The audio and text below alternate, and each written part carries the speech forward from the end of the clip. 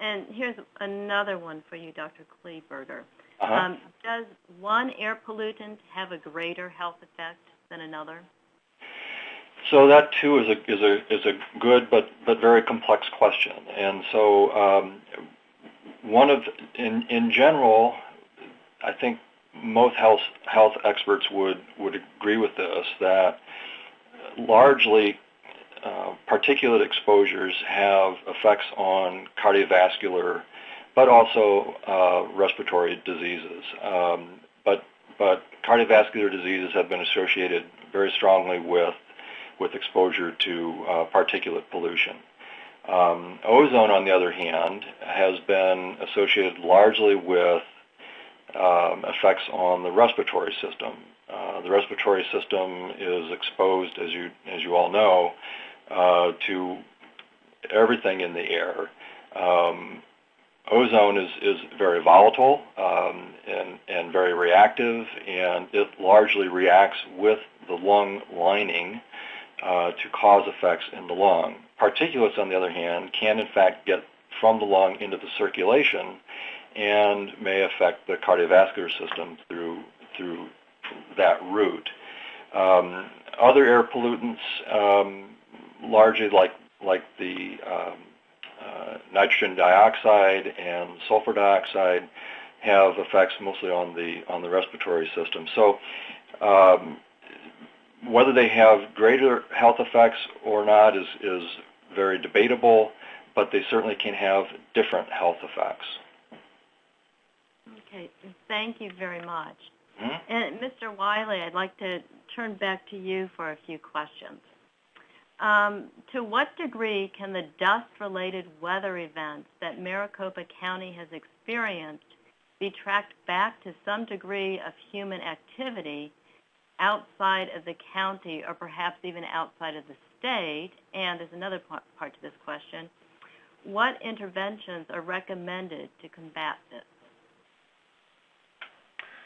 Well, that's a complex area and unfortunately a little bit outside of a county's control.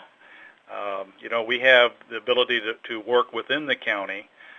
We do talk with our state and the EPA on areas outside of the county, and some of those belong in their jurisdictions as they come in. But I couldn't tell you what the causes are because we've not had the specific ability to be involved in that outside the county. So that's a little bit harder.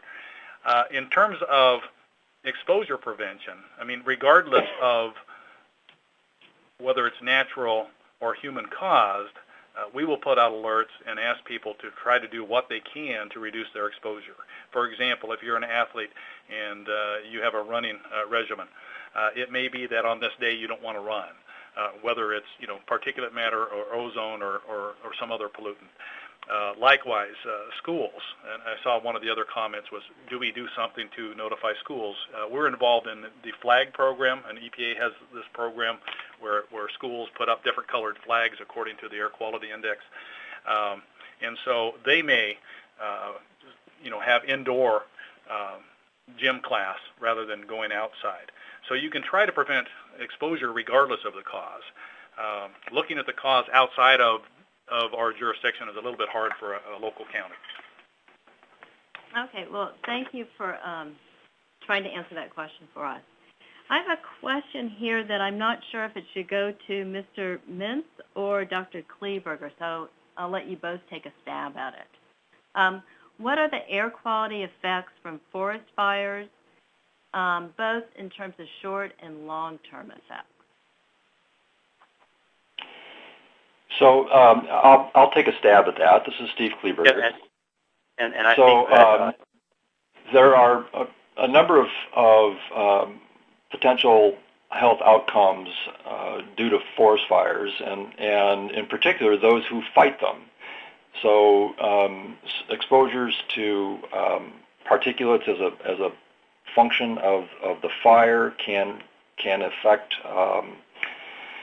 the people who are fighting the fires. There can be particulates generated from the fires that will migrate, if you will, due to the winds to neighboring states, and can in fact contribute to the overall particulate burden as well as the public health burden of forest fires. So yes, they can impact and do impact public health as a function of those fires.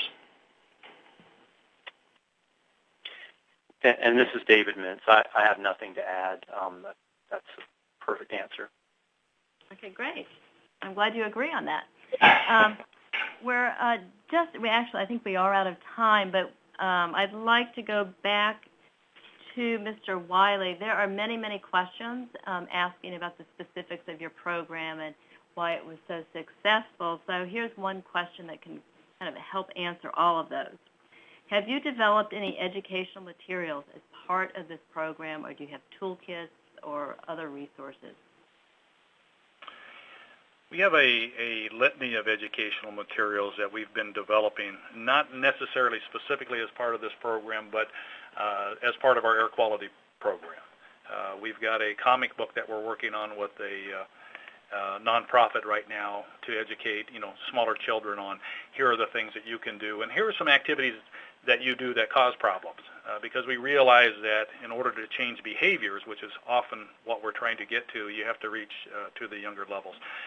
We work with a local school district to train teachers for 3rd and 8th grade so that they can incorporate that within their curriculum. And this is part of the science curriculum that they're already required to teach. So we're working with teachers.